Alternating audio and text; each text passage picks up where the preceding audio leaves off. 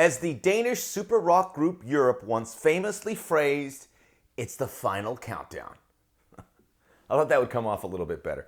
It is the final countdown towards the Copa America, so whether we've done enough to promote it, whether we've done enough to hype it up, whether you're ready or not to sit in front and watch hours and hours of TV, it is going to be here in 2 weeks. And the Euros are going to be here in a week. I'm so excited for the Euro opener. I always like to have 2 games. I hate that they only have 1 game on opening night. It's dumb. It's dumb. And then to have 3 games the following nights or days or mornings. Have 2 games, but it's a good one. It is Germany-Scotland. What a curtain raiser. So we're excited about that. We're excited about the Copa America, but we have a little time, and that's what these videos are for, and you can get hyped up. We got to get your neighbor hyped up. Okay, if you're a soccer person, go to your neighbor. Hey, you're going to watch the Copa America in a couple weeks. The USA are playing. They get a chance to play Messi and Vinicius and Colombia and Uruguay. Come and watch it. Let's get one person excited who wouldn't watch it. Let's all do that. I mean, I don't have the biggest following here, but we have a nice following here. So let's all do that. And there's an opportunity for huge growth here. So we're going to get ready for we'll leave it at this. We're going to get ready for the first of the 2 friendlies coming up on Saturday as the USA will play Colombia. And we're also going to address the big camp issues for the United States heading into that first game and into the opener of the Copa America here on the Soccer OG. Check out the Soccer OG podcast where you get all your podcasts. Currently, I have a new show out there with Fox Soccer, Fox Sports writer Doug McIntyre to talk about the exact topics we're talking about in a little bit more nuance. This is more my opinion. We'll get Doug's opinion, but we take what we're hearing out there and we put it so we have a commonsensical hold. That's what I want to do for you guys. I don't want to be on a side. I want to try and say this is the way it really looks to appear with a little editorial. So check out the podcast, like and subscribe us here. Hit this like button. Come on, get ready. You can unlike me after the Copa, but we're going to get into it, and this is the place to be for the next few weeks. So let us begin with the camp because they're all there and preparing. There was some, a big hullabaloo about whether or not the United States are really taking this competition seriously because we've heard from players saying we're focusing on the 2026 World Cup. And I truly believe they are focused on the Copa America. I truly believe they are, and they're saying this for just, I think, really emphasize the World Cup is on there. And I think that at the end of the day, that's fine. I don't think that they're saying that because this is just something they're taking for granted. I certainly hope not. And I know Greg Berhalter's a student of the game and certainly knows this is a unique opportunity. The Copa America is a gift from the soccer gods. We don't get this all the time. We wish we did because a combined American tournament is miles better than the Gold Cup. I think we can all agree. If you can add the Gold Cup and add Messi in Argentina, Brazil, and Colombia, and Uruguay, and Ecuador, it's a lot better. So this is a gift, so you got to take advantage of it. And the chances for the U.S. winning the Gold Cup is a whole lot, the Copa America is a whole lot better than winning the World Cup. Because remember, it's a 48-team World Cup. So, not that they're going to win it, but you go for it. And why not go for it? I'm sure they're going to go for it, regardless of what you're hearing. So let's not, I got a little bent out of shape when I heard Haji Wright say it. But I'm confident that they're saying, let's go out and do it. Because this is a team, we saw that at the World Cup. We've seen this in competitions. They have that spirit. From Tyler Adams on down. So we will see how they go at this first game against Colombia. The 2 big questions, there's 2 big ticket questions coming in. And I'll tell you why they're not that big moving out. But the first one is who is going to play right back. Serginho Dest is injured and out for the rest of the year pretty much. So who is going to play? And there are options.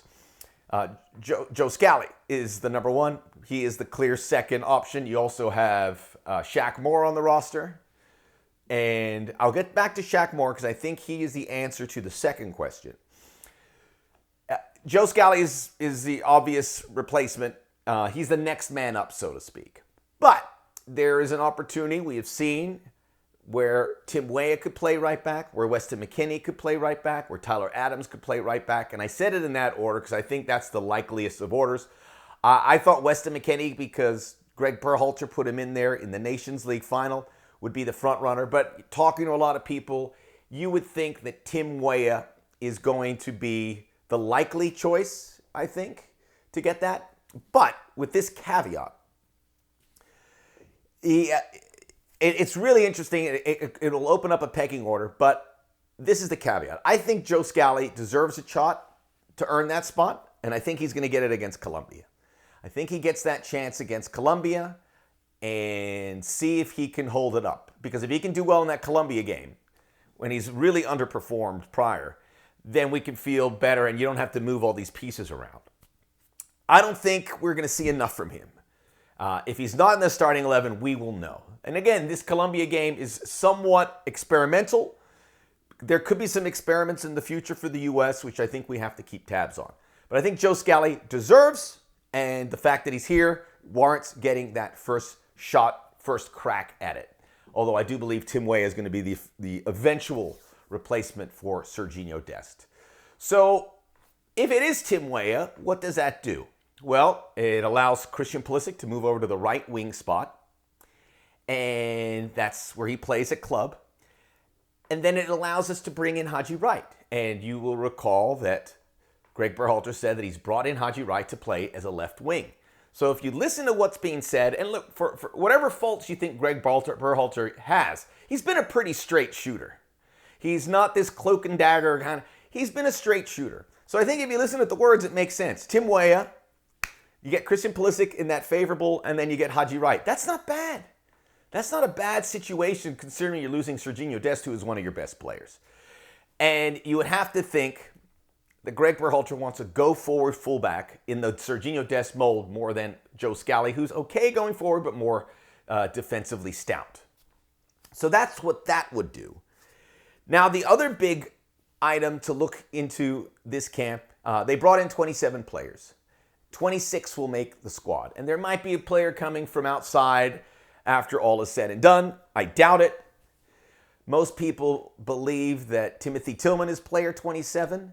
And I have spoken, working with LAFC, with Steve Cherundolo, and I asked him, and I said, do you think, I phrased it, do you think Timothy can play other positions? He said, he started nodding his head. He goes, I'm afraid so. I am preparing to be out without Timothy for the duration.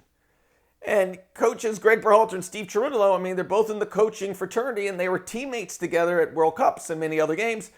I think if Greg Berhalter is going to give him those kind of information and was happy about Timothy Tillman, I don't necessarily think he is player 27. Deductive reasoning, if we're going to get Tim Weah, and Greg Berhalter said that Haji Wright could come in at left wing, that means you'll have two right fullbacks that wouldn't be starting. You only need one. So, based on that, I believe player 27 is Shaq Moore, and that Timothy Tillman is going to make this squad. It's a lot of midfielders, but you have midfielders that can play multiple positions. And Timothy Tillman's been lights out. I think he's there to compete. And it's a name to remember. He's 25, that he could maybe move up the pecking order a little bit. Smaller questions are, is Tyler Adams going to start? We hear he's healthy and ready to go. I think Johnny Cardoso will still be a factor in here because of you have to tread lightly with Tyler Adams based on the injury history recently. And then the number 9, is it going to be Balogun? Probably, but the window's closing on him. He has to produce, and if not, now that we have Haji Wright has a home, Josh Sargent. Josh Sargent has a really good claim in that. So those are those big ticket questions. And I will say this. Once we get to these games, it doesn't matter who's player 27. It doesn't matter how this roster shakes up. What matters is the performance of this team and its star players. So while we can sit here and talk about Timothy Tillman and Shaq Moore and Miles Robinson and yada, yada, yada, those guys in the big picture don't matter. Don't tell me they do. What matters is the star players stepping up. Christian Pulisic, Weston McKennie, Gio Reyna, Chris Richards, Tyler Adams, Anthony. We need our stars to step up, and we're not going to lose a game and go, this is Shaq Moore's fault, okay? We dwell on this way too much. We are echo chamber. it comes down to the stars, man. We're talking about the peripheral players now, but when we get in that Copa America, that conversation ends. It's about the core, and they have to develop and produce, and they'll get their shot Saturday against Colombia. I'm afraid I did a lot of research on Colombia, and I'm not as optimistic because this is a possible opponent about the U.S.'s chances in the Copa after seeing what Colombia have done. I think they have 22 games unbeaten. They're tearing it up in World Cup qualifiers. They're facing good teams and beating them. They play with a real, a swerve about them. They don't give up goals. They're defensively stout. They have a lot going for them. And, transparency, I always pull for Colombia. My brother and sister were born in Colombia, in Bogota. I was almost born in Bogota, but my family moved to Ohio for a job, and I was born in Ohio. So we pull for Colombia. I've followed for them all the time, and I know it's a lot of underperforming from the 94 World Cup, the 90 World Cup, where they got a gift and got Cameroon in the round of 16, and they destroyed that. They got to the quarters in 2014, and they did well in 2018, and they're going like this, and then they don't qualify for 2022. Colombia should never not qualify for a World Cup. They are the powerhouse from the Spanish-speaking Northern Cone, although Ecuador has been pushing them as of late. But this team is naughty, and in order to balance the players, I do what I like to do, and you make a combined top 10 and see how many Colombian players are on it and how many of the USA players on it. I think I have 6-4 in favor of Colombia. The best player for either team is Luis Diaz.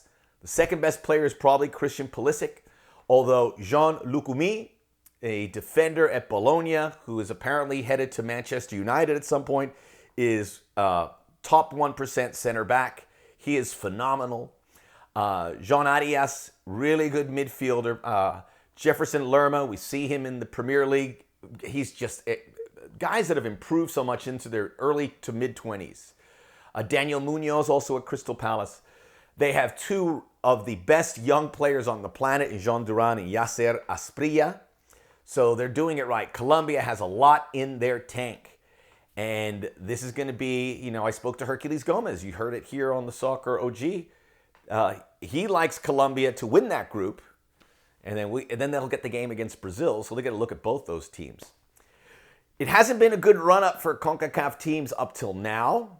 Mexico, although it was a B team, got routed by Uruguay. But you ask yourself, why are you playing a B team? This is a precious opportunity to prepare for the Copa America.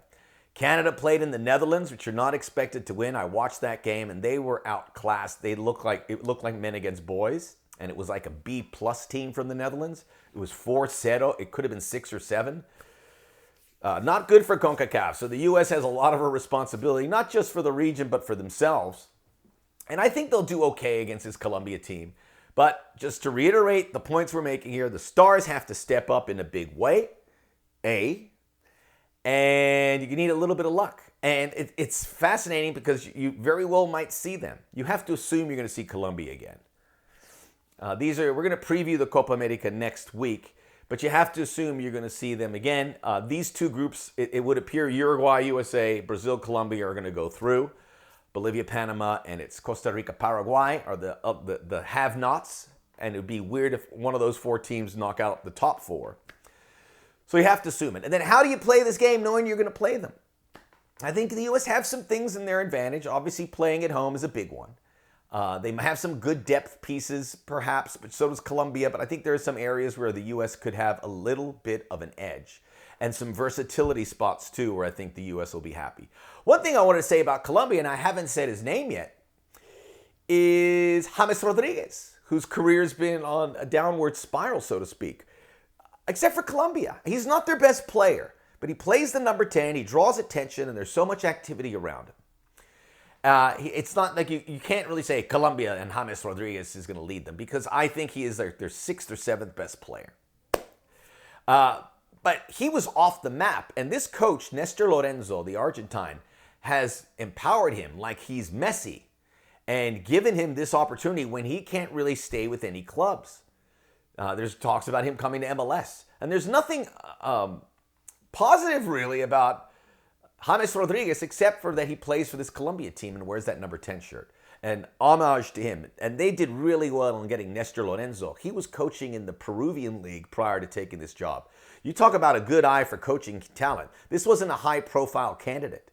Colombia empowered him, and now they are the hottest team in South America with high hopes of winning the Copa America. They could do it.